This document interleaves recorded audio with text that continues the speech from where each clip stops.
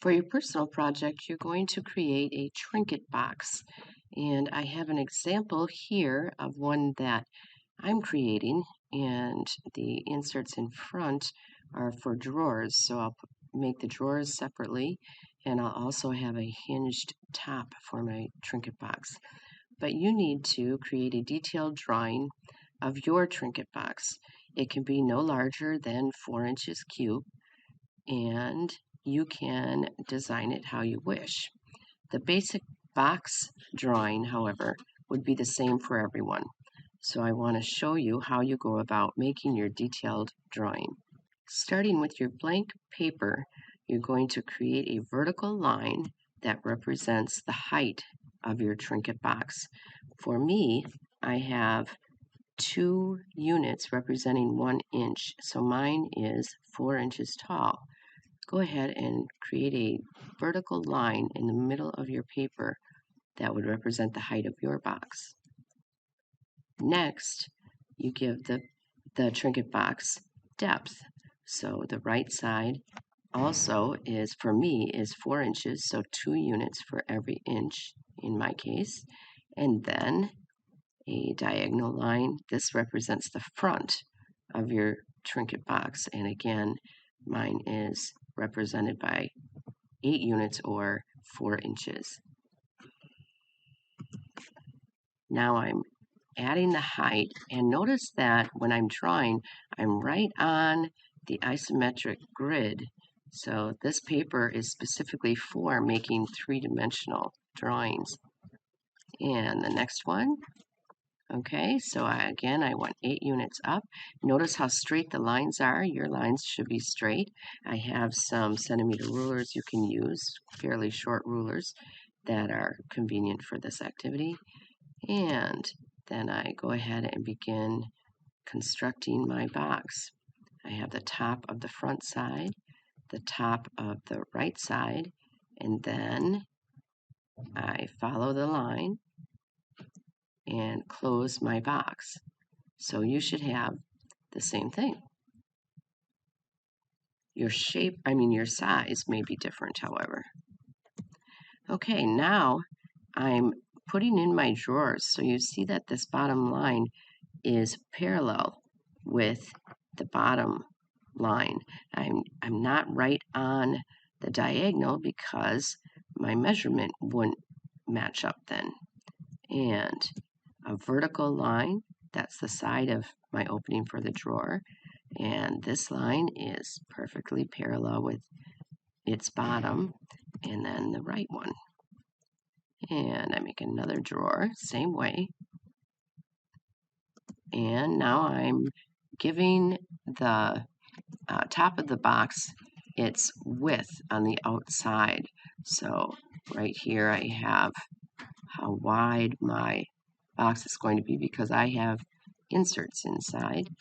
And I need, again, a double line, and notice that I'm still staying parallel with the isometric grid lines. So right now I have this opening, and then on my right-hand side, I decided I was going to divide that into 2. So I have like 3 different compartments, okay? And I need to finish my drawing. So I first erased these lines. Let me go back. See, I had these lines as I was drawing it, but now I'm going to erase those that overlap. So I went ahead and erased those. And then I need to give each of these parts that go down some depth. So I looked here, and my depth, it looks like, is going to be no more than 1.5 inches or no more than 3 of these units. In fact, this is a little shy of 3 units. So here I made sure that I was less than that. Otherwise, the depth of this compartment on top is going to cut into my drawer. So you have to pay attention to that. Make sure you have enough room. Again, notice that this is a vertical line. This is parallel with my diagonal lines on the isometric grid, as is this one. Okay, and then I do the others, And I can't forget about the drawers. I should have a line that's parallel with my diagonal grid here, and then the bottom drawer. Okay, now I need to begin thinking about how I place my measurements. But first, I guess I'll put a little design on there. I'll have Ms. Gipp on the front, and on the side, Raider Strong. And now the measurements. The way you put the measurements on your detailed drawing is first you draw extension lines, and notice that the extension lines have a break from its line that it's extended from, so that you can tell it's not part of the box. And I'm measuring from this point right here to this point right here, and I put in a double arrow, or a line with an arrow on each end, and then erase a little part in the middle and put the measurement. So this represents 4 inches. You can use quotation marks for inches. Quotation marks are universally known as a symbol for inches, and then the apostrophe is a symbol for a foot. And then I have the top measurement, and that's also 4 inches. And here I overlapped, but there's still a break from the line I'm measuring. So from here to here is going to be 3.6 inches. And how I determined that is I decided that this was going to be 0.2 inches on each side. And it's 1 inch in height. So make sure that you plan ahead. You can see that this is about 1 inch. When you look at the number of units, it'd be about 2 units. And I don't need to do this one because that's the same as this.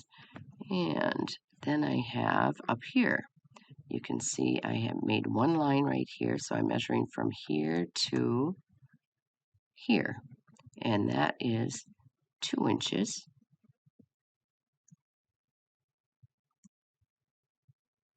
And 1.6 inches here. Notice how straight my lines are.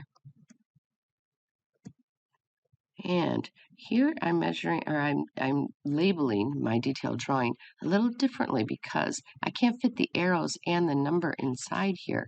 So instead, I extend the lines. I'm measuring from here to here, so that's this part right here.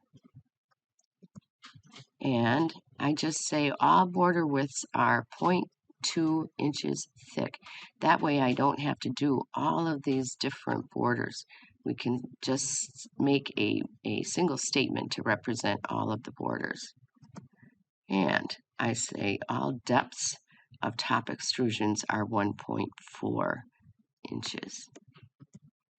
And here I'm saying that my name is going to extrude inward 0.15 inches. And then finally, my Raider Strong is going to extrude outward at 0.25 inches. Go ahead and finish your drawing, and note that there's a place on your grid paper for my signature. I need to make sure that you actually have nice straight lines and that your measurements make sense, so that when you get into Inventor, you actually can be sure nothing is going to cut through where there's not enough length, and that your cube or trinket box is within the limits of 4 inches cubed.